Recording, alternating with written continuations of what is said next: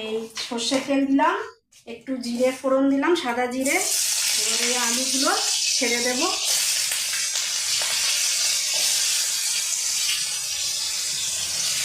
অল্প করেই বানাচ্ছি, গুরুদেবের ভোগের জন্য শুধু।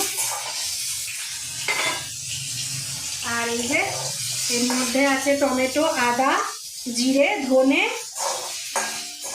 আর হচ্ছে একটু গরম মশলা। এই দিয়ে এই পেস্টটা তৈরি হয়েছে, এটা দিয়ে দেবো। আলুটা ভাজা হয়ে গেলে তারপরে পনির দিয়ে কষিয়ে নামিয়ে দেবো।